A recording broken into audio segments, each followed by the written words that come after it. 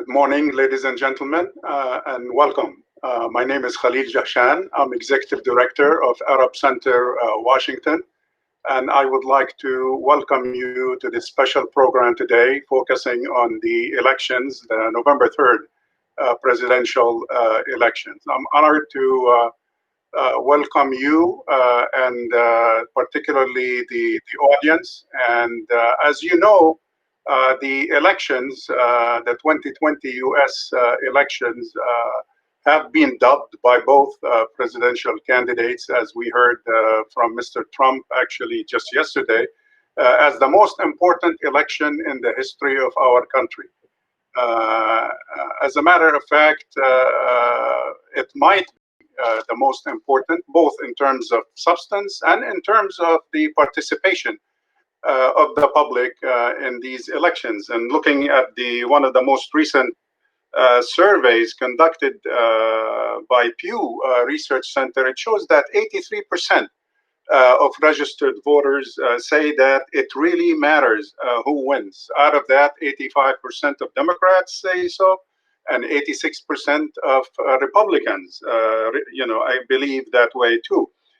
This is different from 2016, when only 74% thought the elections then was that important in terms of who wins, and it definitely a lot more than, let's say, the 2000 elections, when only 50 plus percent of the public or the registered voters stated that it was important, the results were important to them.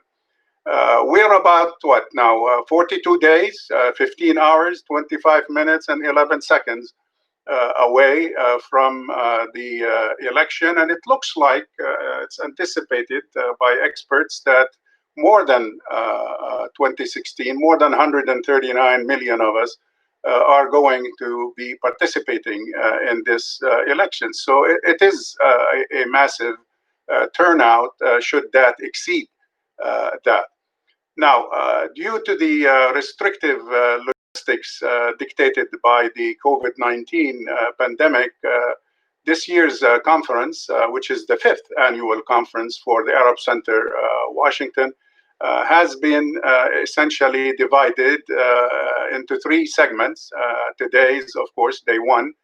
We will look at the domestic context, examining more the voter demographics and political issues that affect the electorate, including some key constituencies of great interest to us at the Arab Center in terms of different communities, particularly focusing on the Arab world and the Middle East.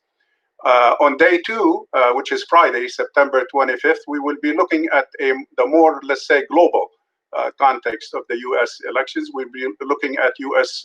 foreign policy in terms of its impact on the elections, particularly with regards to the Arab world. And on the 3rd day, which is Wednesday, September 30th, we will be examining the Arab-Israeli conflict specifically in terms of its role in these elections. If you have not registered yet for day 2 and day 3, please feel free to do so after today's proceedings.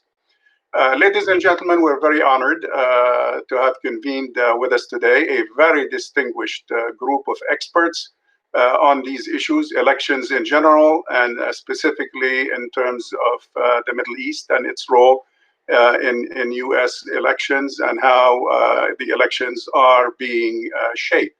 So thank you, our audience, for joining us. Thank you, speakers, participants, in this conference, for your willingness to participate. And it is my sincere hope that you will find these conversations today and on the 25th and on the 30th of this month throughout the conference to be very insightful, thought-provoking, and valuable.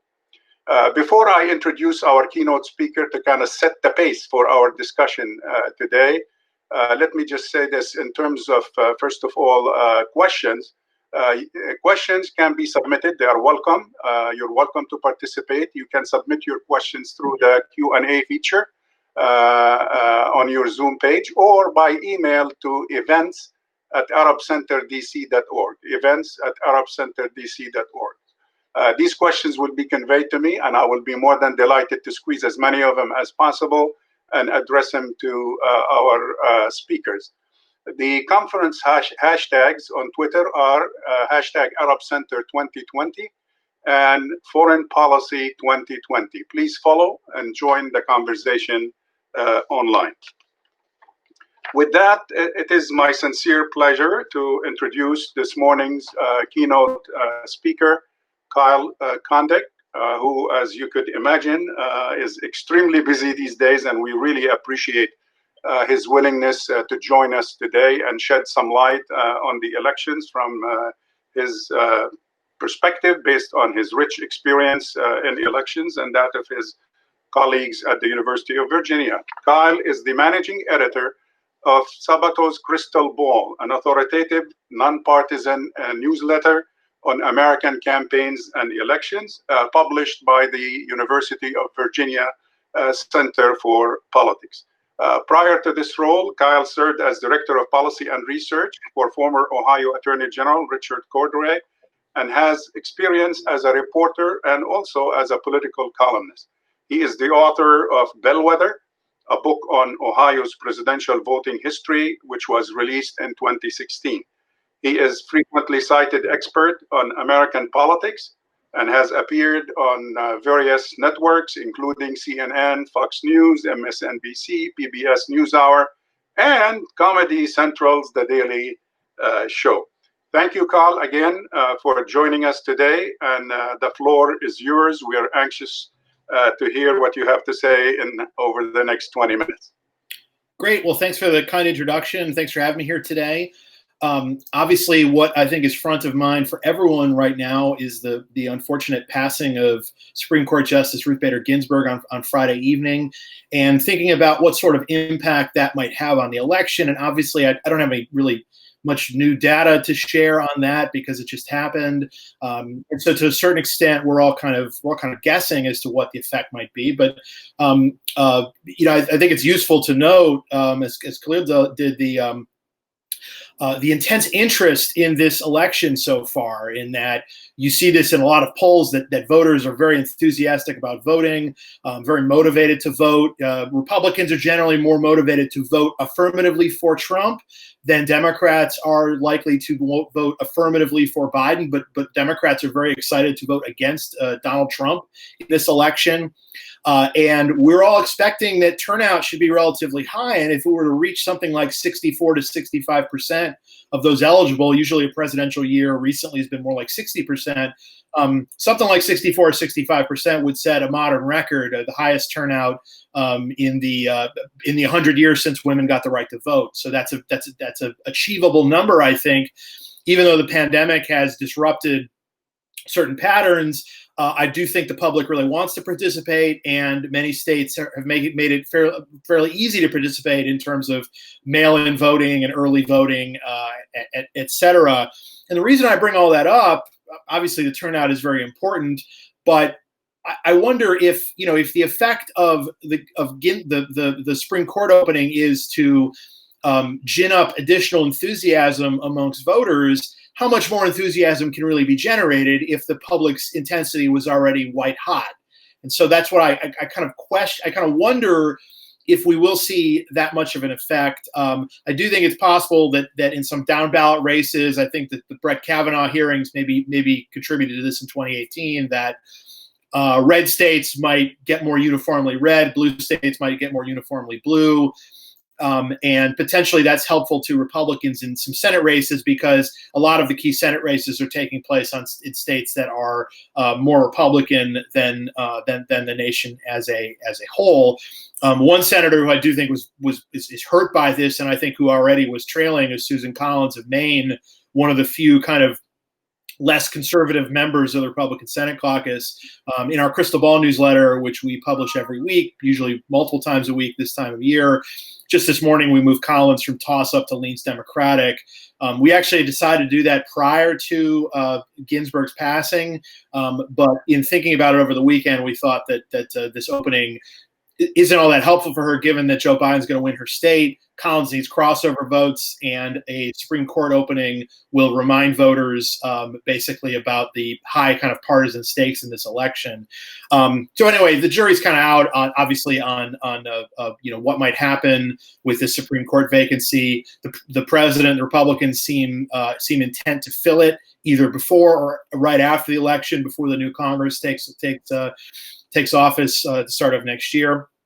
But one other thing I think to note is that if you're thinking that the opening is going to create major changes in the electorate, we've already had a lot of disruptions this year, and the election has not changed that dramatically much. And so I've got some polling numbers here.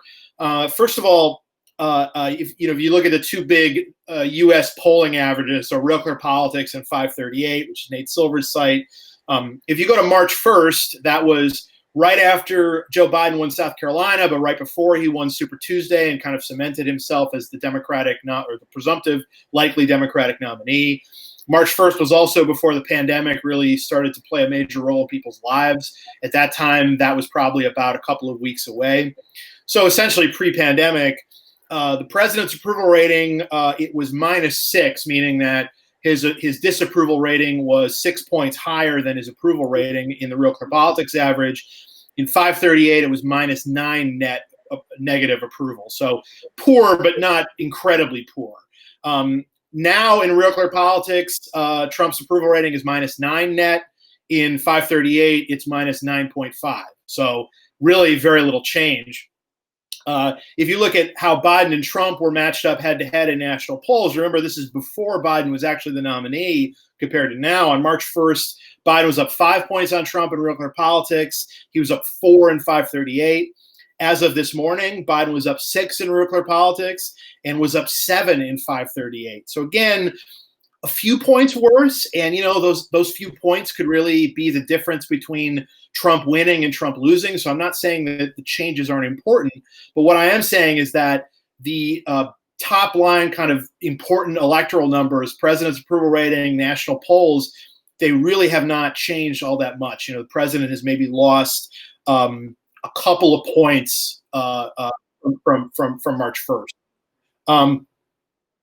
In terms of the differences in the polls between 2016 and 2020, first of all, the parties are more unified, which I think also kind of calls into question some sort of Ginsburg effect, in that you might expect a Supreme Court vacancy to sort of increase partisanship, but partisans are kind of already lined up in their respective corners anyway. Biden generally leads with independents. Trump won independents in 2016, but only by a small amount. There are a lot of voters who call themselves independents, but many of them are kind of hidden partisans, meaning that even if they say they're independent, they reliably vote Democratic or Republican. The true independents, maybe 5-10% of the electorate, they're also the voters who tend to pay the least amount of attention. And so maybe they'd be the least likely to be moved by a Supreme Court vacancy, simply because they're just not all that keyed into the machinations of the court. And then one other difference in the polls is that there are fewer people saying they're going to vote third party this time. And usually what happens in American politics is that third party candidates will poll better than they perform. And I think we saw this with both Gary Johnson, the Libertarian, and Jill Stein, Green Party candidate in 2016. There are Libertarian and Green Party candidates on the ballot in almost every state, but they're probably even less prominent than Johnson and Stein were, who ran in both 2012 and 2016. And there are fewer voters who say they're going to back third-party candidates, and so the total percentage of American voters in 2016 who voted for someone other than Trump or Clinton was just 6% of the electorate. My best guess is that's going to be a smaller number this time. And so you put all that stuff together, the polls are a little more stable. There are fewer undecideds, fewer people saying they're going to vote third party.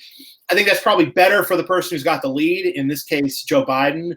But I also don't think his leads are unassailable. I think that this race, in some ways, reminds me of the 2012 presidential election, in that, and Biden's leads are probably better than Obama's were, generally speaking, but that the numbers were pretty stable. Things didn't jump around all that much. And there weren't that many undecideds. There weren't that many people saying they're going to vote third party. And if that is in fact the case, and you just have the roles reversed here with instead of the incumbent leading narrowly, you've got the challenger leading narrowly in Biden.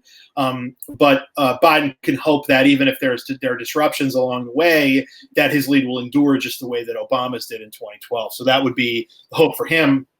The reason why Biden is doing better than Hillary Clinton performed on Election Day in 2016 is primarily because of white voters. In that, non-white voters generally vote pretty overwhelmingly Democratic, and that can be a wide swath of different people of different kinds of ethnicities and backgrounds. But generally speaking, you'd expect a Democrat to get roughly 3/4 of the non-white vote, give or take. Biden is not doing really any better with non-white voters than Hillary Clinton did. And in fact, there are some indications he's doing a little bit worse with certain groups in certain places. And one of them that has really come up is Latino voters in Florida, where it seems like Biden is lagging how Clinton did in 2016. But the big difference is white voters. And of course, particularly in the most competitive swing states, those states are all generally, or many of them, particularly the Midwestern ones, are whiter than the national average. And so Biden is winning white voters with a 4-year college degree by more than Hillary Clinton did in 2016. That's a group that used to be very Republican, is now very or is becoming more and more Democratic. And Biden is also losing by less among white voters who don't have a 4-year college degree. And that's a group that Trump really dominated with, and that's a group that was already trending Republican, but Trump did really well with. And so one of the things you're seeing, I think, is that some of Biden's best polling numbers are actually coming in some of the kind of purple to blue states, blue swing states that are generally pretty white. So states like Michigan and Minnesota and Wisconsin and Maine. A lot of people and a lot of advertising dollars, in fact, the lion's share of the advertising dollars have flowed to kind of 6 universally agreed upon key swing states, all of which were won by Trump in 2016. And those are Michigan, Wisconsin, Pennsylvania in the industrial north, and then Arizona, North Carolina, and Florida in the Sun Belt. Basically, I think if one candidate wins a majority of those states, they're going to be the next president. If those states split, it's probably going to be really close. Bottom line is, just candidly here, I think that Biden is probably favored in at least 4 of those 6 states right now. The 3 industrial north states, Pennsylvania, Michigan, and Wisconsin, and also Arizona, which is a state that was historically Republican, that I think has pretty clearly been trending Democratic, particularly over the last few years. I do think Trump, North Carolina and Florida seem like legitimate toss-ups. There's also another bucket of states, Iowa, Georgia, Texas, and Ohio, all of which the president won by roughly 5 to 10 points last time, but all seem very close in polling. I think the president is still favored in those 4 states, but if he were to lose any one of them, I think that would be a huge red flag for his reelection. And then there are a few states that Clinton won that I think are at least competitive. Nevada, which I think is sometimes written off as a blue state, but actually is I think remains very competitive. Minnesota in the upper Midwest, and then also New Hampshire in the Northeast. I personally think Biden is in good shape in both New Hampshire and Minnesota. He probably is okay in Nevada too, but that's if Trump is going to win a Clinton won state, I would focus on Nevada. In terms of the vote count, it's going to be a little bit different than we're used to because of so many people voting by mail and voting early. There are a number of states that are at the center of this election that are not really used to having a large amount of mail-in and early votes cast, specifically states like Pennsylvania, Michigan, and Wisconsin, whereas some other states, specifically like Florida and Arizona, and North Carolina too, those are states where it's historically been, there have been a lot of votes cast before Election Day, and those states are used to counting those votes. And so I would say that if you're looking for a clear indicator of who the winner is, Florida is a good place to look. I think if Florida were to break by just 2 or 3 points, really either way, I think that person probably would be winning the election. Florida also usually counts its votes very quickly. Now, Florida also is often at the center of election controversies, in part because the elections there are often so close. And, given how the year has gone, expecting a clear outcome out of Florida might be kind of foolish. It may be that, let's say, Trump wins Florida by half a percentage point or something. That probably would be indicative of a very close overall national outcome in which the results are not known for a few weeks. But again, if Florida breaks one way or the other, that it's probably breaking in favor of the ultimate winner. So keep that in mind, I think, on election night. That would be my one piece of advice as to what state to watch. Arizona has a very important Senate race. Mark Kelly, the Democrat, versus Martha McSally, the Republican. Arizona is a state where much of the vote will be counted basically immediately. But then there will be a lot of votes that are kind of trickle in over the last in the days following the election. What we saw in 2018 is that those votes skew Democratic. In fact, McSally was leading Kyrsten Sinema, the now Democratic senator from Arizona, on election night, but Sinema ended up winning by about 2.5 points. So if Biden's leading in Arizona on election night, he's probably going to win the state. And even if it's really close and he's leading on election night, Biden's probably going to win the state. And Arizona is another one that's really right at the center of this election. Meanwhile, in Pennsylvania, the experience we had from the primary was that basically there was a huge partisan split in terms of Democrats being much likelier to vote by mail, Republicans being much likelier to vote in person. The in-person ballots were counted first. And it looked like many more registered Republicans had voted than registered Democrats as we were looking at it on election night. And then as the votes got finalized in the weeks after the election, it actually turned out that significantly more registered Democrats had voted than registered Republicans. So this is a long way of saying that unless something changes, you probably will expect to see Donald Trump leading in Pennsylvania on election night, but you got to keep in mind that that might only be a portion of the votes, and it might be a particularly Republican-leaning portion of the votes, given that Democrats seem much likelier to want to vote by mail, both in that state and other states these days, in part because of the president's criticisms of mail-in voting, and that the Republicans will be likelier to vote in person, and so there will be a split there in terms of voting methods. So that's just something to keep in mind. I hope that the networks and others do a good job of trying to communicate how much vote is in. If you follow elections, you might be used to the percentage of precincts reporting. That is a particularly useless stat these days, because sometimes you'll see a state that's 100% reporting, but then you look back at how many votes they cast in the most recent similar election, and in a presidential election maybe it's 6 million votes, and with 100% reporting, it'll be 3 million votes. So you'll know that actually there are way more votes to be counted because of vote by mail. So just keep that in mind. And again, I hope that the networks communicate that better. But whatever your preferences in this election, I would say to just be patient about it. Just briefly on the Senate and House. So our Senate ratings that we just updated this morning, we have 49 seats leaning to the Democrats, 49 leading the Republicans. Obviously, a lot of those seats are not actually being contested because only 35 of the 100 seats are up this year. And then we have two toss-ups, North Carolina and Iowa. We have Alabama as a likely Republican pickup, with Democrat Doug Jones kind of running uphill for re-election. The Supreme Court fight doesn't help Jones at all because it nationalizes his race. On the Republican side, you've got Cory Gardner in Colorado, Martha McSally in Arizona, and now Susan Collins of Maine as at least small underdogs in our eyes. And so we have the Democrats favored in those three states, and then two Republicans held seats in North Carolina and Iowa as toss-ups. And then you've got some other states that are pretty competitive, but where we see an edge for one side. Republicans have narrow advantages in Georgia, in Montana, and in South Carolina. The Democrats have a small edge in Michigan. That's another state that they're trying to defend.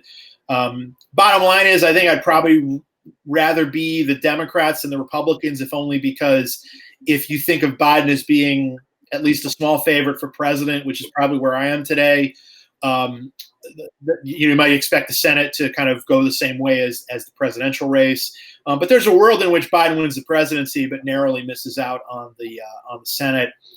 Democrats are pretty likely to hold the House regardless of what happens anywhere else.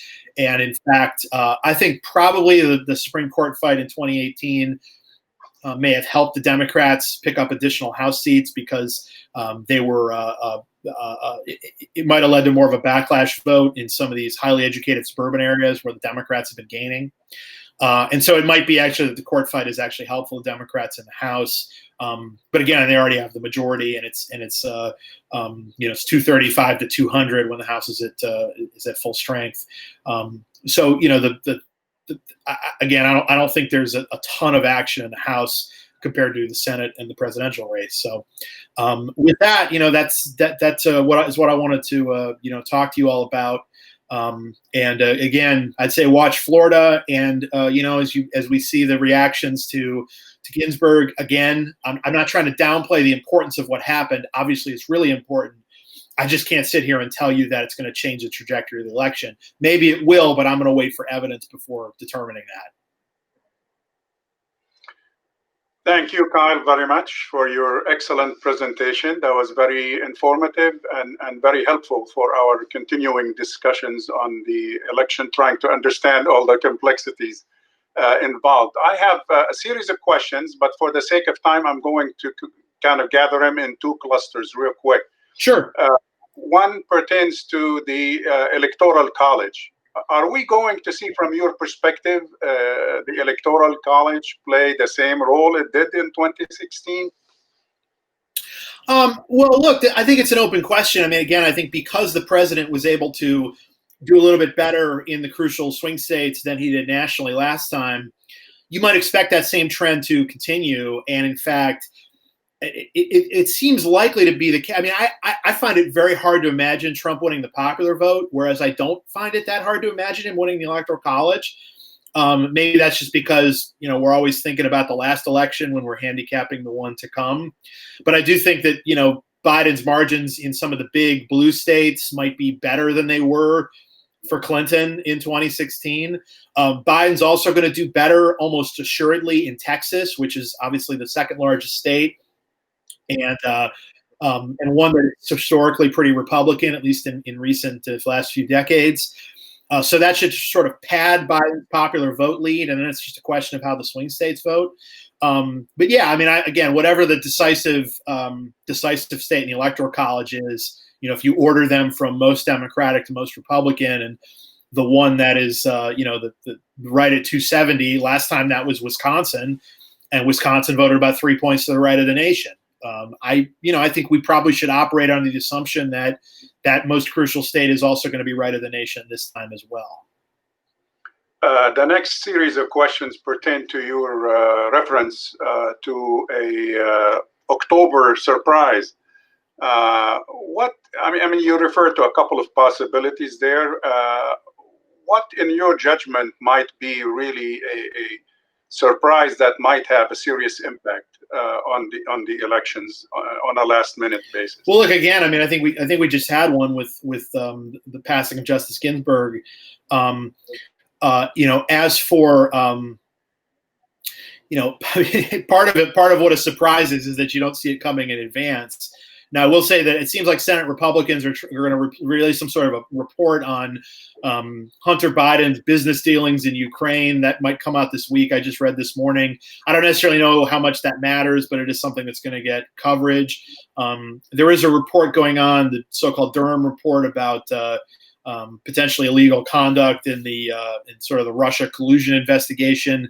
Again, I don't necessarily know how much that matters, but that's something that is probably going to come out. At least some details of it would come out before the election.